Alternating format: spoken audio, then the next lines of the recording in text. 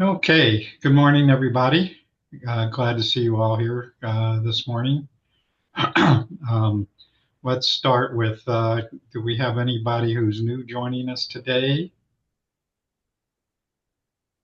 Matthew, it's been a while since you've been here. You just want to tell people who you are again, please? Oh, yes, absolutely. Matt Rocklovich, Senior Manager of Broadband Operations with Mission Telecom. I presented to this audience, I think, about a month ago, Steve, if Yep, that's accurate. yep, And I actually made some really good connections here. I see Gordon's on the call right now. Randy good, called me afterwards too. I think we've got a catch up we've got to do, but we're a nonprofit wireless broadband provider and grant making organization. great. Thanks, Matthew. Who else do we have that's new here this morning? Anybody? I I think, haven't been on before. Good yes, Amanda, morning. I was just looking for you. Sure.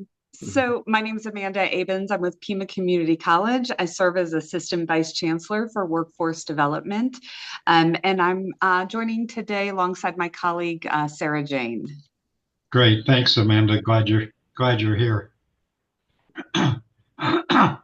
Okay, anybody else that's new that I missed this morning? Okay, if not, let's go ahead and get started here.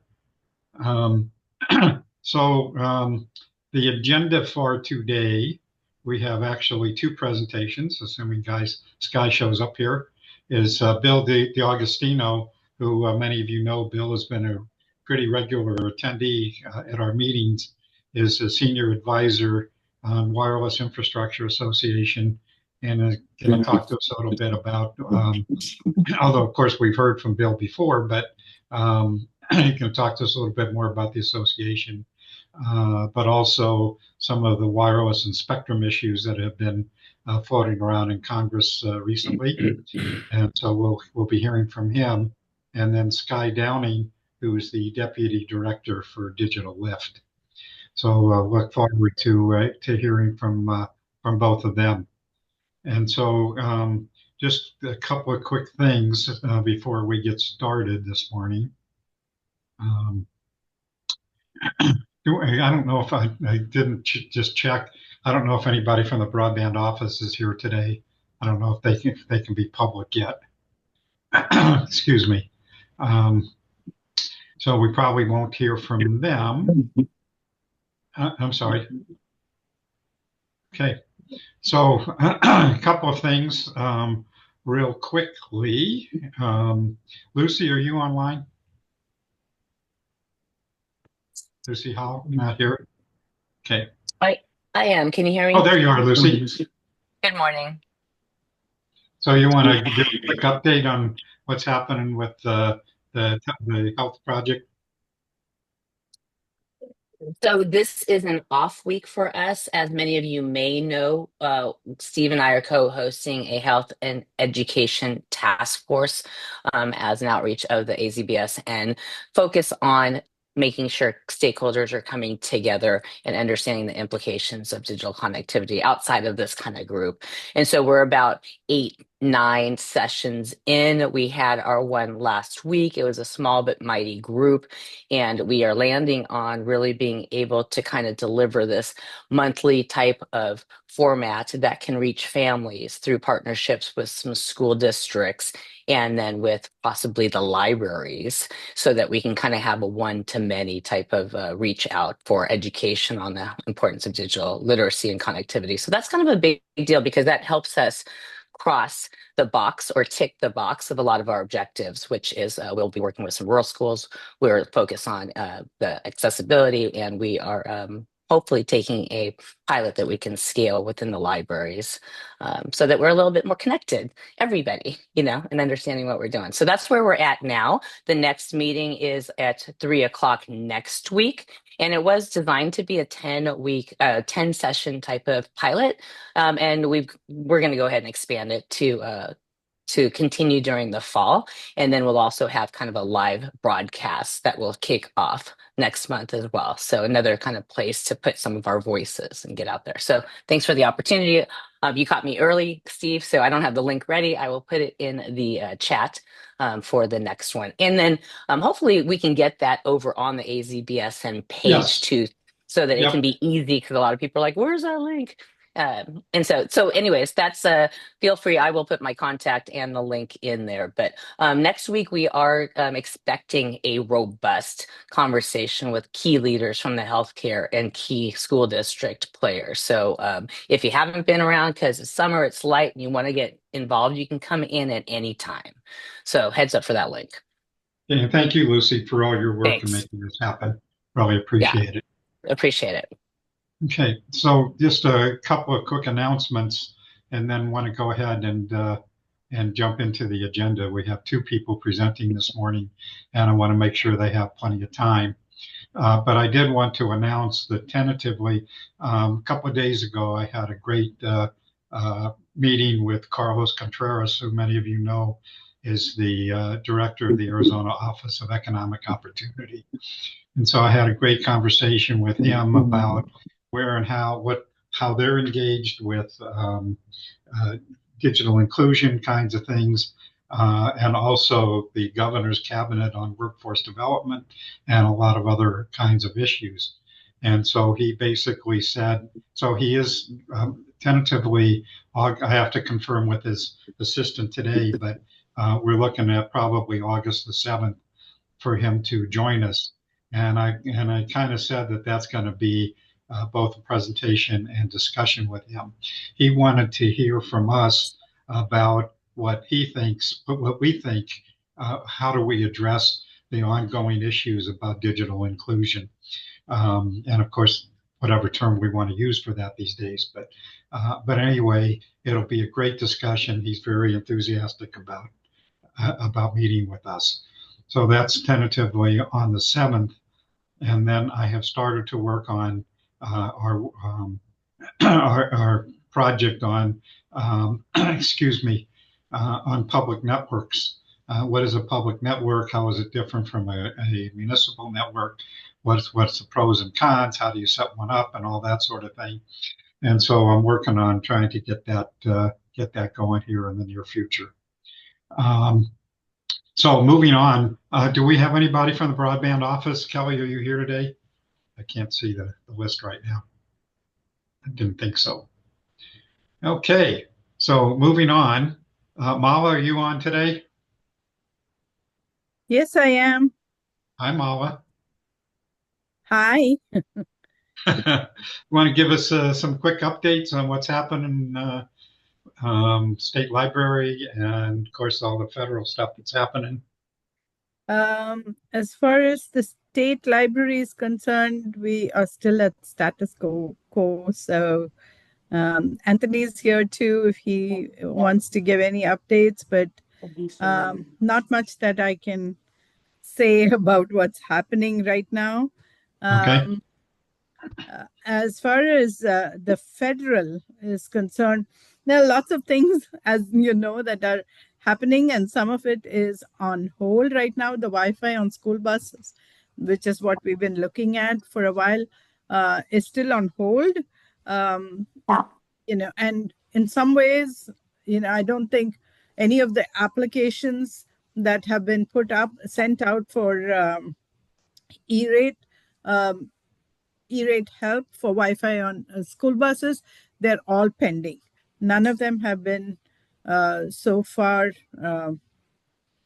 they have not been looked at, or they're not going to be approved until FCC and Congress takes a decision on it. So that's where we're at as far as Wi-Fi on school buses. The good news, of course, that I shared last time is that the USF funds has been approved.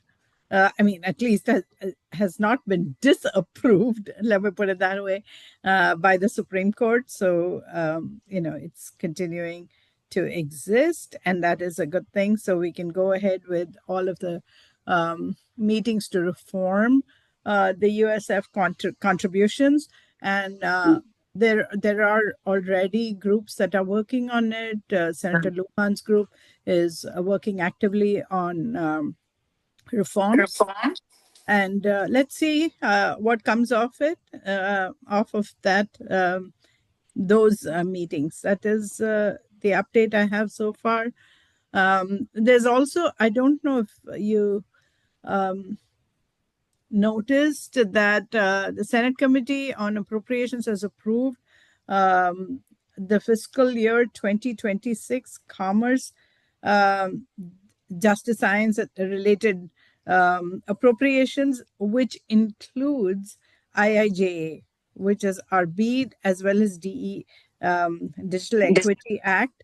I'm just waiting to see what comes off it, because before they could go any further on it, Congress has adjourned or has been adjourned, and so we don't really know what how that will move further forward, because then the next step would be for NTIA to create the NOFO, the Notice of Funding Opportunity, for the Digital Equity Act. But as of now, I'm just keeping my fingers crossed, and I hope all of you are, for the continuation of the Digital Equity Act. So back to you, Steve. Okay, thanks. Anthony, do you have anything, Anthony? I think I saw Anthony on the call. Megan is also there. Megan? I was just going to say, Megan's on the call too. Yeah. Megan, do you have anything else you want to add? Good morning. No, I don't have anything to add today. Thanks. Okay. Okay. Back I'm to you, sorry. Steve. Okay, thank you. Okay, Michael Kendall, I think I saw you on the call. Anything with the Department of Ed? Yes, Michael Kendall. I am broadband project manager for Arizona Department of Education. Things have been relatively quiet in our office. Our focus has been on closing out last year's projects, and so not a lot to share this week, Steve. Okay. Thank you. Well, let's just jump into our presentations, discussions this morning. And Bill, let's start with you. Again, Bill is a senior advisor with the Wireless Infrastructure Association. Bill has been a regular attendee at our meetings. And Bill, I'm going to stop sharing and turn it over to you. And I don't know if you have anything to share or not, but I'll leave it up to you. I do. Thank you, Steve. Let me share my desktop here.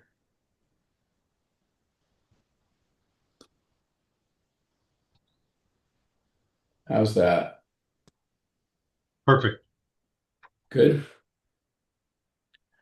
Well, thank you, everybody. And Steve, thank you. I appreciate the chance to just give you an update on who we are at WIA and what we do. My focus today is to just really touch on our priorities and some of our key focus areas in terms of workforce development. Steve also asked me to take a look at the big, beautiful bill that was just passed to see what implications that might have from an industry standpoint. So I do have one slide we'll talk about on that. So let me just jump right in. At WIA, we are the association that represents all of the companies who own, build, and operate infrastructure in the wireless space. And it's really broader than wireless when you think about it. Some of the companies that are members of our association would be very familiar names to you, the AT&Ts, the Ericssons of the world, the major tower owners like American Tower and Crown Castle, all the smaller tower owners, and then the whole ecosystem, if you will, of services companies that provide all of the permitting engineering design and deployment for infrastructure across the nation. We are very focused on workforce development and other advocacy issues that are important to the infrastructure development in the U.S. These are really our priorities, and if you look at each of the three of these, they fit very neatly together. The first one is making sure that we have just consistent rules of the road for permitting. As many of you may know who try to deploy infrastructure, rules are all over the map and they are not very predictable and or transparent in many places. And so WIA works at the local level, we work at the state level and the national level to advocate for the predictable and proportionate setting of rules for all of the permitting associated with deployment of infrastructure. The second one is about spectrum. And, spectrum, you hear it talked about in multiple ways, but really the simplest form that we like to think about is spectrum is the fuel that drives, that makes the engine go for infrastructure development. And as we've talked about on this call, there has been a delay in the deployment of, or the rollout of additional spectrum for quite some time. Part of that due to the fact that the FCC needed to have its auction authority restored, and that has recently happened. And the second reason is NTIA needed to look at several bands where there were potential, how do I want to say this, where there was additional spectrum that potentially could be auctioned off. And that was also delayed due to the whole FCC not having auction authority. So, we've supported that, and that has now been restored. And we are also working to support the legislation to identify new areas of spectrum that can be auctioned off, and I'll share that in the final slide. And then the last point is when we look at what's important in terms of infrastructure development, WIA has been working to ensure that when we deploy infrastructure, that it's on a technology neutral basis. And, as we all are probably familiar with, the BEAD program prior to this recent change was heavily weighted towards fiber deployment, which made it very difficult for the states to have enough money to go far enough to cover all of the underserved and unserved households, because at some point fiber becomes a technology, although it's a great technology, from a deployment standpoint, there's an inflection point where the cost to deploy fiber is just prohibitive, and the interest in doing that, wanes significantly. So we were promoting the technology neutral program, and we're happy to see now that that is what is going to be in place. And I think the states will be able to do a much better job of making, the BEAD funds, stretching those to cover more of the unserved and underserved households. And then the last point here under the investment in broadband is all about closing the workforce gap. And I'm going to talk a little bit more about that in the next couple of slides. So we have sort of three pillars of our workforce solution. The first one is our TIRAP program, which is the Telecommunications Industry Registered Apprentice Program. This has been around since 2017. We have, with TIRAP, I believe the number is We've had more than 6,000 apprentices go through the program. There are about 110 companies that are currently signed up as partners with WIA to support this program. The second pillar is our telecommunications education center, which is, think about it as this is our on-the-shelf, ready-to-go curriculum. It's available for integration into our, junior colleges, into like-minded organizations, and into the universities across the state.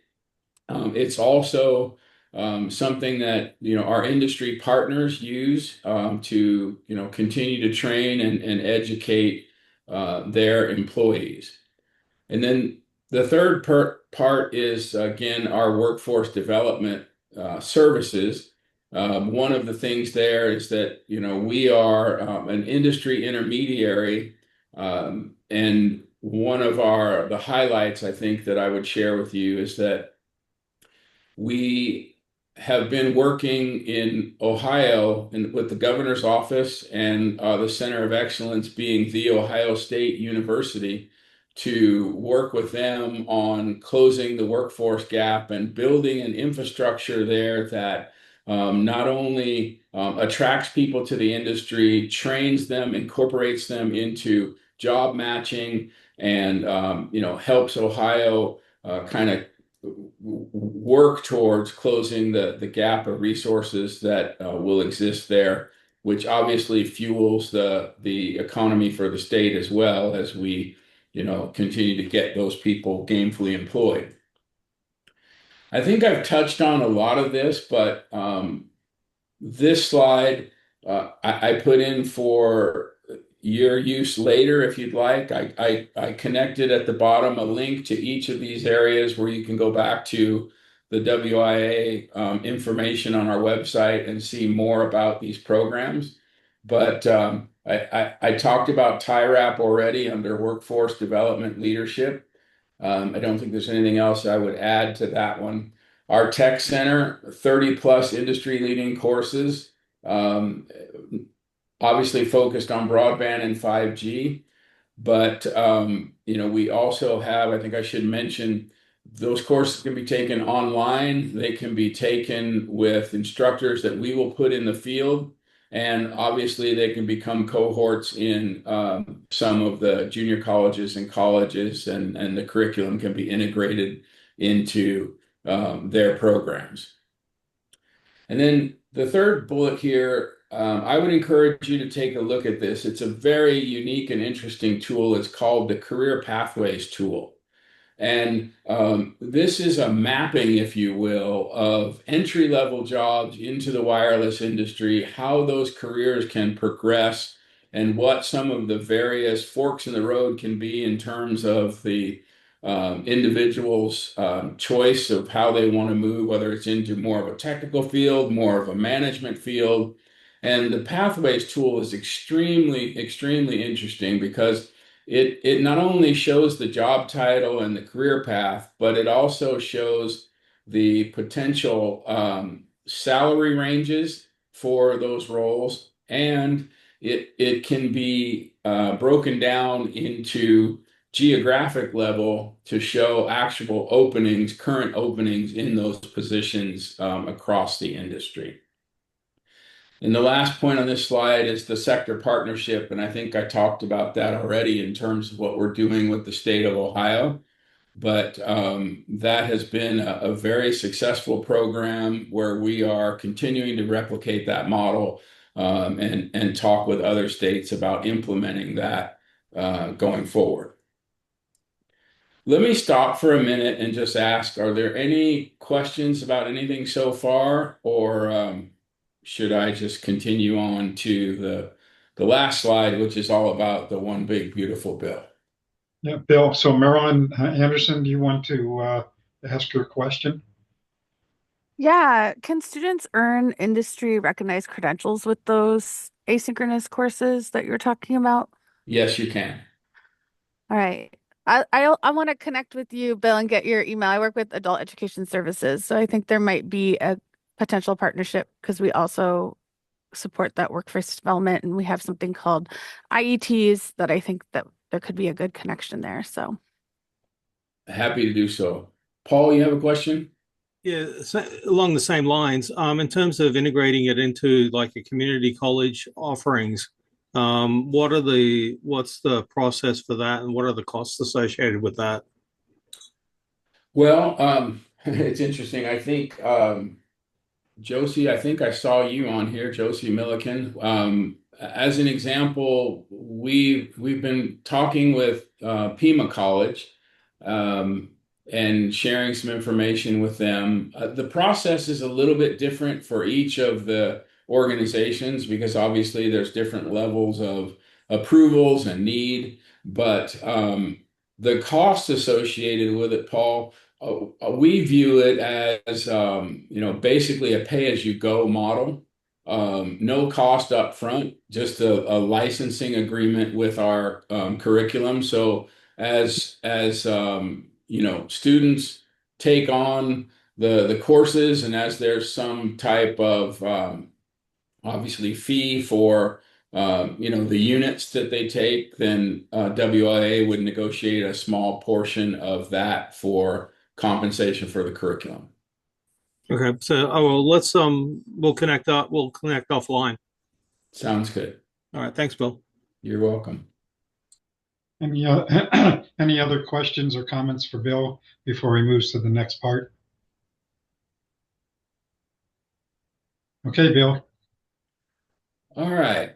Steve, you asked me to take a look at the One Big Beautiful Bill from WIA's perspective. And, the big thing that jumped out and what I wanted to share today was really all about a lot about spectrum. But first of all, it did restore, as I said, the FCC's auction authority, and that's through September of 2034 now. It made available 800 megahertz of spectrum to NTIA and the FCC for auction. And then there's some mandates in the bill, one of which is the first 100 megahertz of that, which gets a little technical, but the upper C-band has to be auctioned off by July of 2027. And then the next point is that NTIA needs to identify another 200 megahertz of spectrum to be auctioned by July of 2029. So if you think about it, it's not a huge, 800 megahertz is great, but it's not a huge pipeline immediately. First of all, the first tranche comes out July of 2027. The second one has to be by July of 2029. And then there's some requirements that NTIA needs to investigate another 300 megahertz and have that auctioned by 2033. So, those are just some of the points about, near term, what has to happen. The other thing that I pulled out of the bill was that there's $50 million for band studies for NTIA to look at these other areas to see if there is spectrum that can be auctioned off. And then there's also $3 billion in funding to replace the FAA air surveillance radar systems. So those were the highlights from the Big Beautiful Bill perspective. We're continuing to work on lobbying for the whole permitting consistency, and we'll continue to do that across all levels. So I hope that was helpful. This is my information. I'm sure Steve will share the deck, but I'll also put my email in the chat when we finish up. Sounds good. Thanks, Bill. Questions or comments for Bill?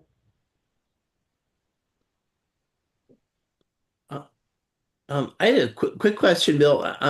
Just the CBRS and satellite spectrum. Any perspective on that? I know those are sort of on the docket, but just any thoughts you might have on what's likely to happen in in those bands. Well, we think because we've seen, success in the initial CBRS auctions, that will be the first area they'll focus on, and that we'll continue to see more sharing in that area. I didn't mention, but the points on that last slide, there are certain bands that have been excluded because of national security. That was a concern with CBRS, as you remember in the beginning, and so. I think we'll see that be kind of the first area where we see some expansion in that upper C.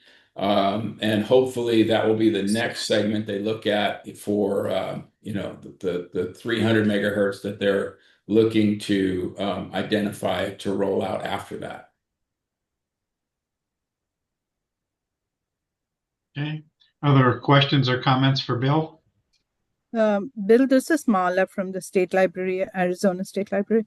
I was wondering if you could share with us any innovative uses of the CBRS ban that anchor institutions are using them for. I can certainly go get some examples and share them with you. None come to the top of my head right now, Mala. Uh-huh. But I'll make a note of that. Yeah, certainly. We can connect offline and see if you can share something with me. Or I'm happy if you can share it with Steve and they'll share it with the group. Sure. Thank you. You're welcome. Any other questions or comments for Bill before we move on? I have my hand up. I don't know, but just very, very, very quickly. Maybe it's an extension off of what Mala just said, but I love, Bill, that you have this national industry perspective, top down, right? And so I'm just curious, are there you mentioned Ohio several times, right? With good examples of maybe acceleration and workforce programs and stuff. Are there any other places across the country that you feel are like, wow, they're doing it like really well in terms of responding, right, collaboratively, because everything's kind of moving, and then also kind of placement for workforce gap fills. Like, do you have any perspective on that? Like, are we towards the top, like muddily in the middle, or? I think we're in Arizona. I think we're in sort of the top of the top of the middle section, if you will. And the challenge for Arizona really is that the funding wasn't enough to cover the deployment and have enough non-deployment funds available to really focus on workforce. So it's been a difficult, carve it out where you can, I think, from the broadband office perspective. When I look at other states, and I'm probably not qualified to answer this completely, because our team has a better national perspective on it than I do. But I know that, for example, there is, I would say, in Arizona, we have some, other workforce development focused opportunities that are implemented at the state level, but not associated with BEAD. And I can share those. I have them in my notes from earlier this week. And then I know, for example, that Texas is looking at funding workforce development and using state funds outside of the BEAD program to really implement that. And I'm sure there are many others that are doing the same thing. Yeah, thanks. I was just curious. Thanks. You're welcome. Andy? Yeah, Bill, you put up your information real quick, and like others that are in the meeting, we'd want to connect with you. So any chance you could put it in the chat for us, because I didn't catch it quick enough. I will, no worries. I'll put it in there. Thanks very much. So Andy, while you're mentioning chat, and I will remind people again that you can download the chat. So as you know, I try to send out the chat as a follow-up to the meeting. But in the meantime, since there is a lot of good information, contacts, and links in the chat, that you can download the chat to your computer after the meeting. If you go to chat and in the upper corner, you will see three ellipses.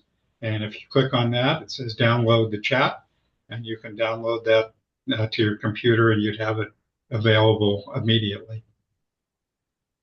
Amanda, you have some question or comment? I do. So from the workforce development perspective and supporting our employers and having the workforce they need, we at Pima Community College, and I would say, perhaps other community colleges as well. I don't want to speak for my colleagues across the state, but I know that we feel like we need greater detail. And what I feel like I'm lacking is understand how many jobs are going unfilled because we don't have trained workers. What's the gap between the training that employers are doing now that we at the community college could perhaps fill? So for us to do our due diligence before we start any kind of a program, I have to have a lot more detail. And so I definitely look forward to working with, and it could be through, we work very closely with OEO, Carlos and the team. So when that discussion gets underway, perhaps it's working through OEO to get those greater details. But it's time for Pima Community College to really get a little more in the weeds and start talking to our employers in both Pima County and Santa Cruz County, since we also do support the Santa Cruz County Provisional District as well. Yeah, I completely understand. And I would just point out a couple of things there. One, current job openings is an important data point, but I don't think it's the critical data point. I think what we have to look at is what's the potential for the gap when BEAD is fully operational, and deployment needs to happen within the BEAD timeframe window. That's where the projected gap becomes a very important, number to look at. And then the challenge is always, how do we get through the pipeline quickly enough to meet that gap? And of course, from our perspective, it's we have to start sooner rather than later on it. But I totally understand the need for the data. And I was working with Josie on some of that, by the way, and we're continuing to try and pull that information at a more granular level to help you, and we'll continue to do that. Yeah, appreciate it, and totally agree with your point on projections versus current needs for employment. So yeah, getting down into the weeds with those timelines for those projections, and then understanding kind of the term of when those folks will be needed in those roles will be super helpful. Awesome. We look forward to, we have a whole business development and engagement team that this is what they do. And Sarah Jane, who's on this call, also colleagues with Josie and myself, can really be a good support as we get into those weeds. So thank you, Bill, for your support. Absolutely. And Josie, speaking of Josie, you have your hand up.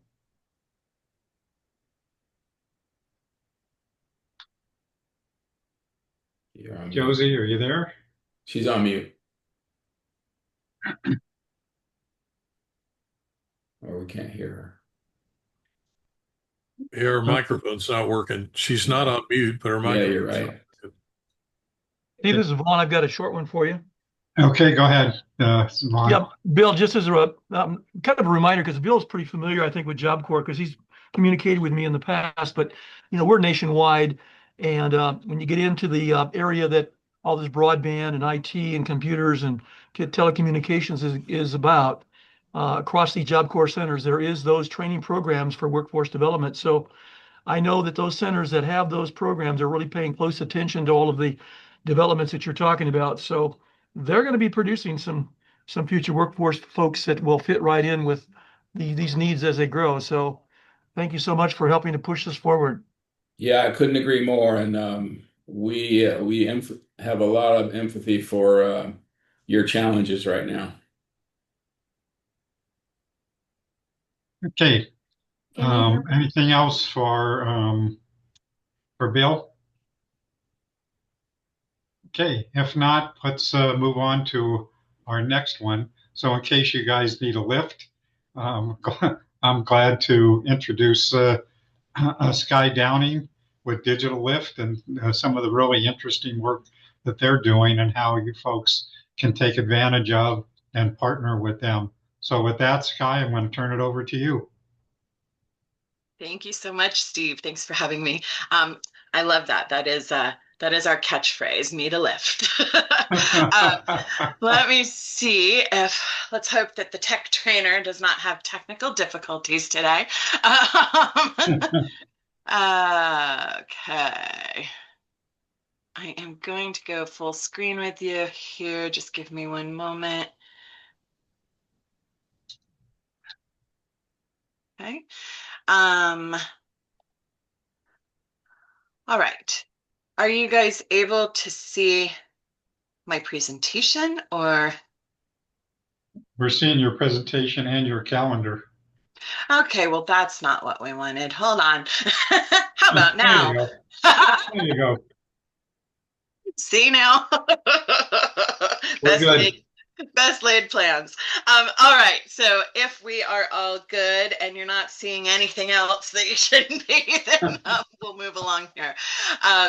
I am Sky Downing. I serve as the Deputy Director at Digital Lift, which is formerly known as Community Tech Network. So if you don't recognize the name Digital Lift, this was a relatively recent change, or you may know us as CTN. So here at Digital Lift, we believe that digital access is foundational to health, opportunity, and connected communities, all of the things, right? So workforce development, everything. We partner with organizations across sectors, so we work with everybody to deliver multilingual, community-rooted digital training programs that uplift both individuals and strengthen internal systems, so capacity building for organizations. Excuse me. Our mission is to transform lives through digital access, education, and empowerment, and we envision a world where everyone can thrive through digital connectivity. Hopefully that sounds familiar and rings true with all of you. Our core values are community-centered, capacity building, culturally responsive engagement, and practical innovation and radical inclusivity. With more than a decade of digital innovation and inclusion expertise, Digital Lift has delivered high impact training and tools to communities across the country for over 17 years.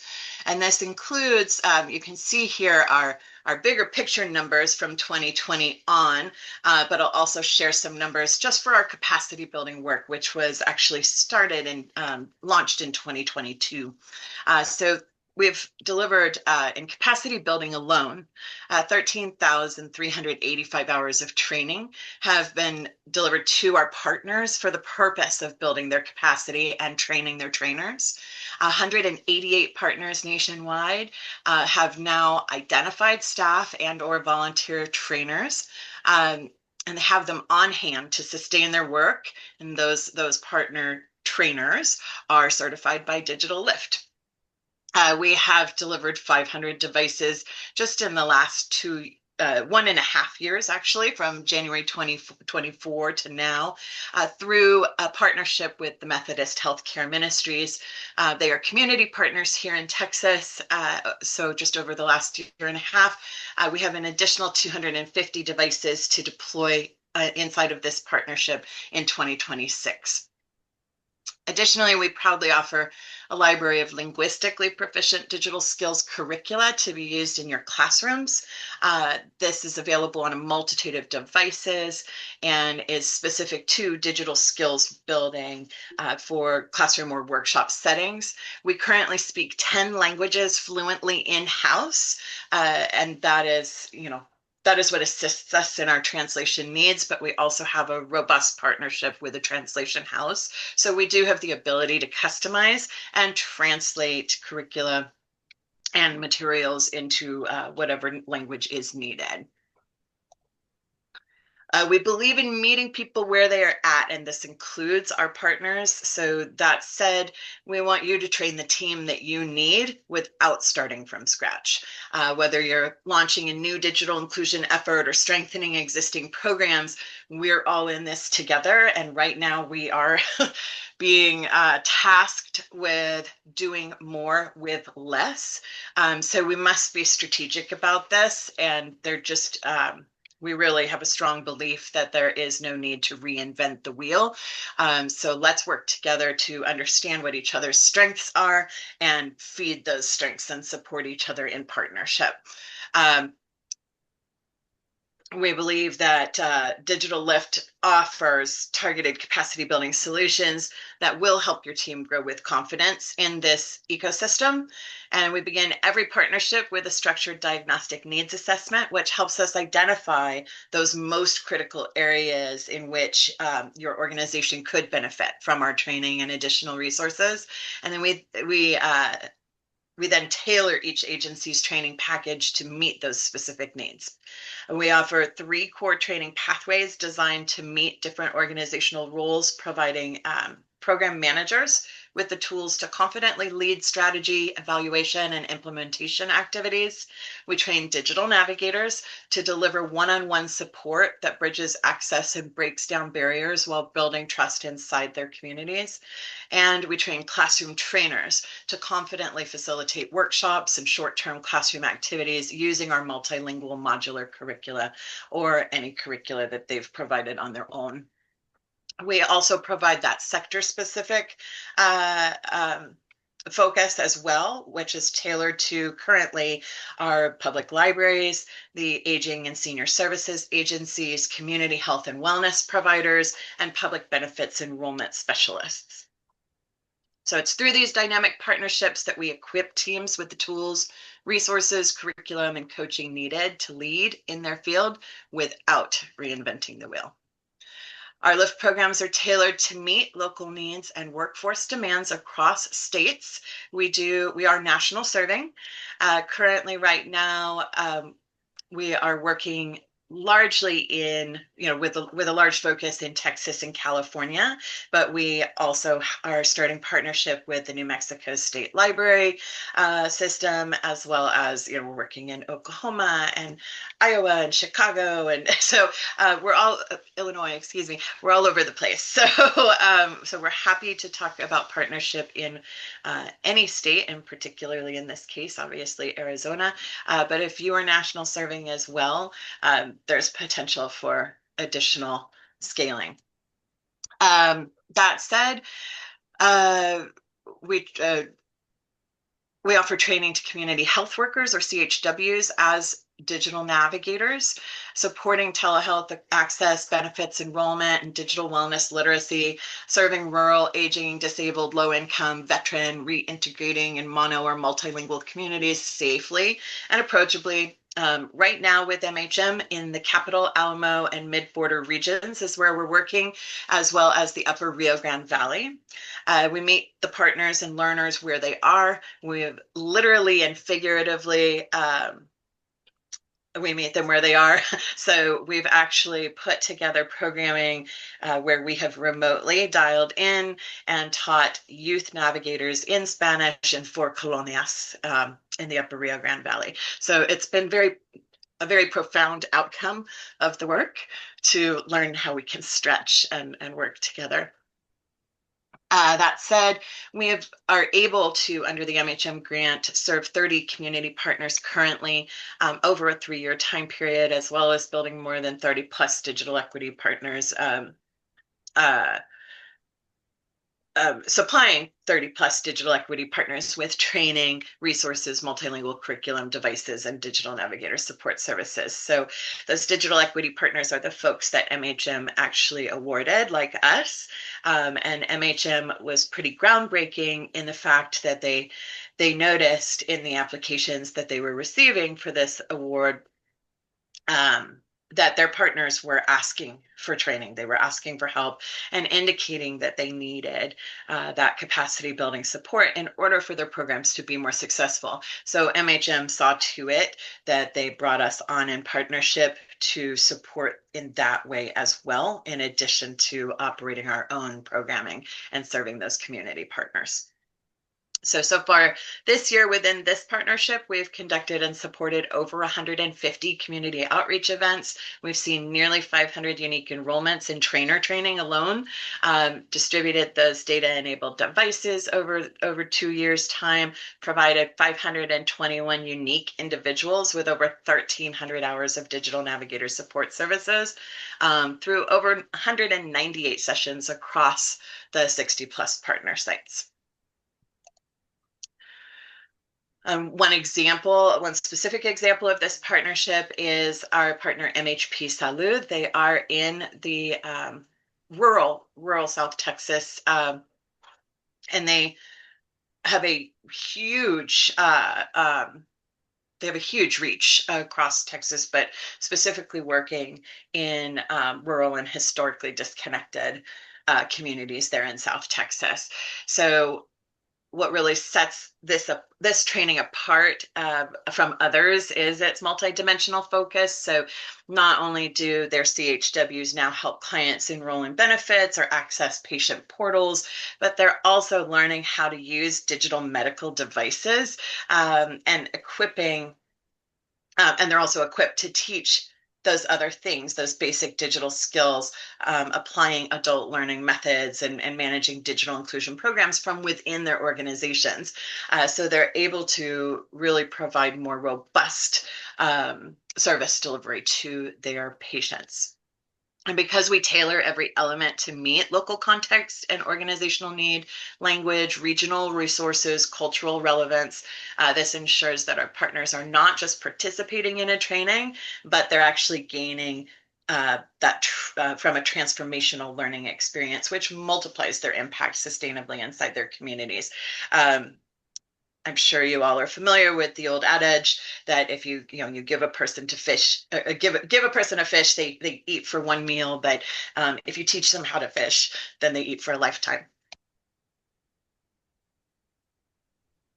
So another example of this partnership is something that I did mention earlier, and that is our partnership with one of the digital equity partners under MHM here in Texas, the Intercultural Development Research Association, IDRA.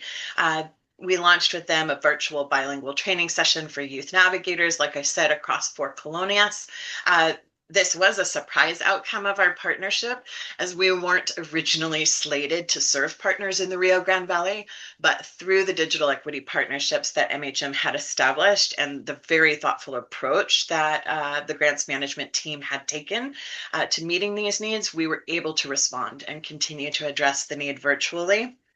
This year, we've been able to provide 6 sequential bilingual training sessions to 10 youth navigator learners, and are looking forward to providing ongoing support to that community through the end of the grant cycle in 2026. So we'd like to share some of the things that people are saying about us. So one of our partners, Prosumers International, they came to us through the Libraries for Health initiative, which was funded by St. David's Foundation here in Texas. They have enrolled 4 trainers into our Lift Wellness training so far this year, with the focus being on digital equity in healthcare as it pertains to mental health services. They received 25 HP laptops with 6-month data plans, and so far they've served 55 clients as a result of this support and have benefited from 15 hours of digital navigator support services provided by our Lift navigators. The ED of this organization is quoted as saying that they are excited about having access to quality training for people with lived experience of mental health concerns. They had just finished a meeting with one of their participants who shared that his lack of computer skills was indeed affecting his ability to move forward in work, and that it was becoming a hindrance in his recovery. So she is quoted as saying as well that our work is making it possible for people to even consider entering the workforce, which I see as an incredible outcome. And then that is actually it. I'm at the end of my notes. So if you have any questions for me, I'm happy to answer questions. I know we've all been gathering our thoughts for these last few moments or weeks, months. I don't know. The days are all kind of running together these days. But I think we're landing on our feet and we're all starting to get our footing back.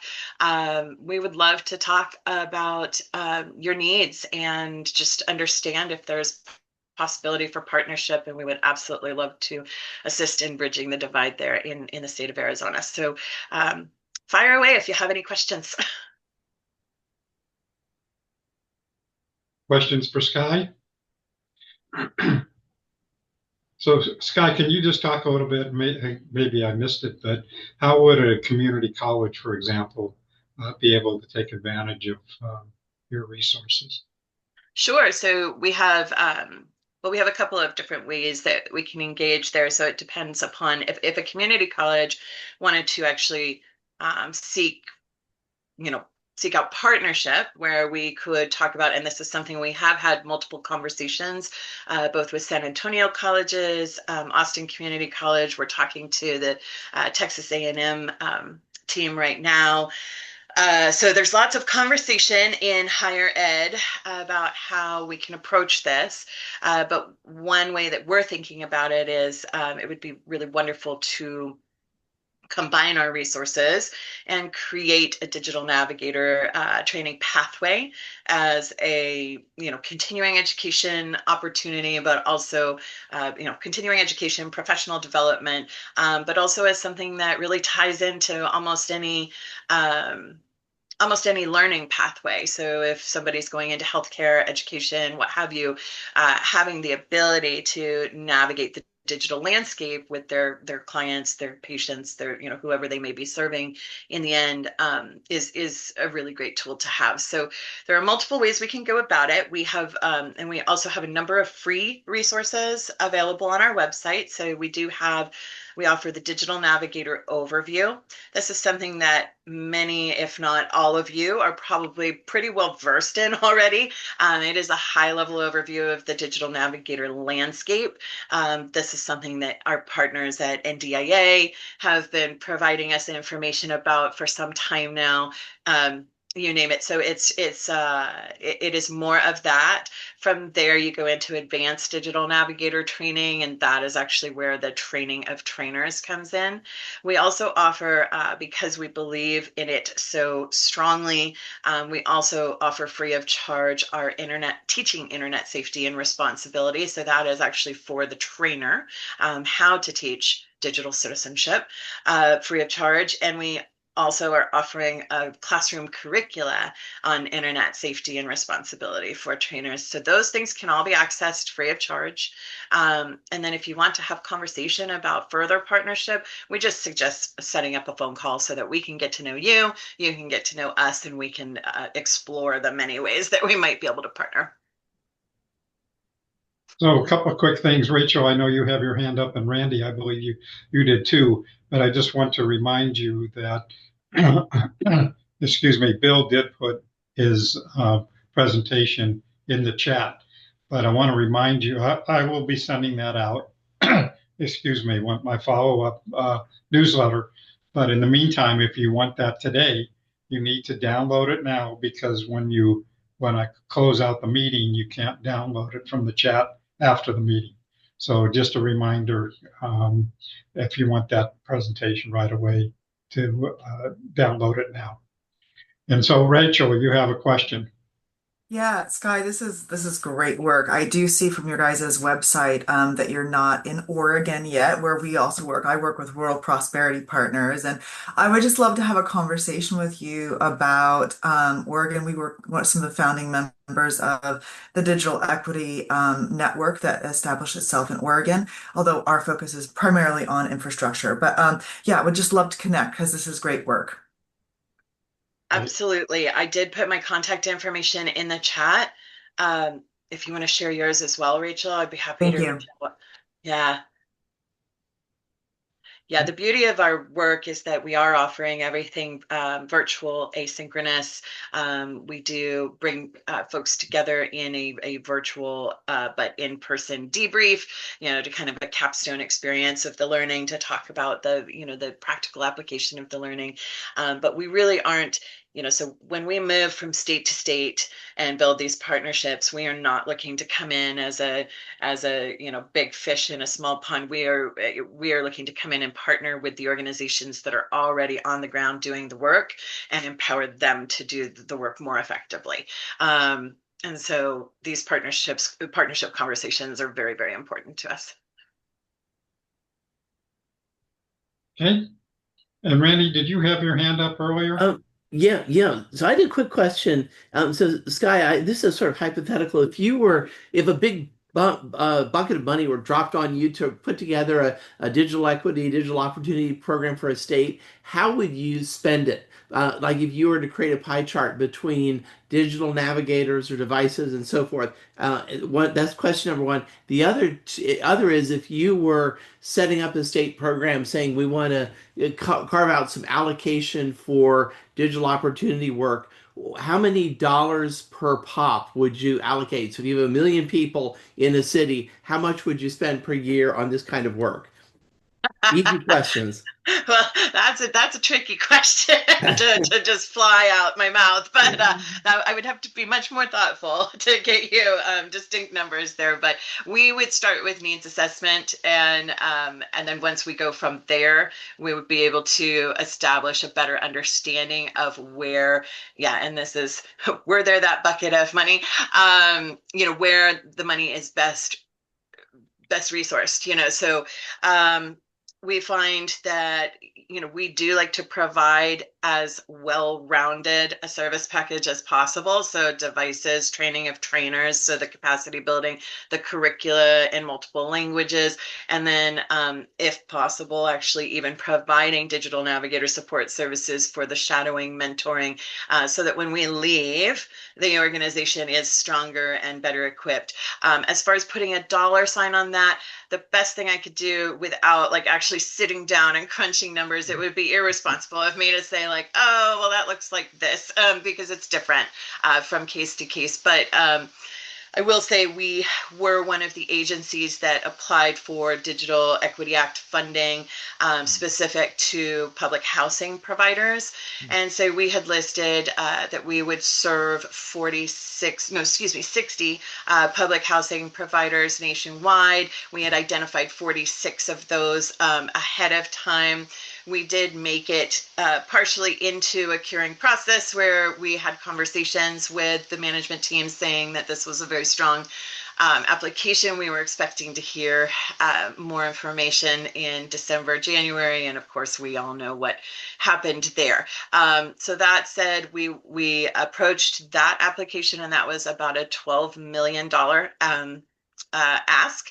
And we approached that from the standpoint of working directly with the housing providers, providing them devices that were data enabled for their residents, and then identifying residents that would serve as digital ambassadors, so resident ambassadors on site.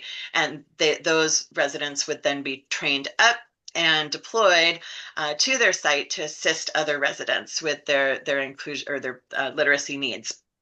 From there, we were making the connection with our partners at Lead for America in order to offer some of those, higher performing or the standout, those standout residents that just really are taking to the work, to offer them that opportunity to move into a paid internship, externship type experience where they could then, through a stipend that we were providing to the partners or would have provided to the partners, they could actually pay Lead for America to then employ one or more of their residents to be a digital navigator ambassador, but through the AmeriCorps program.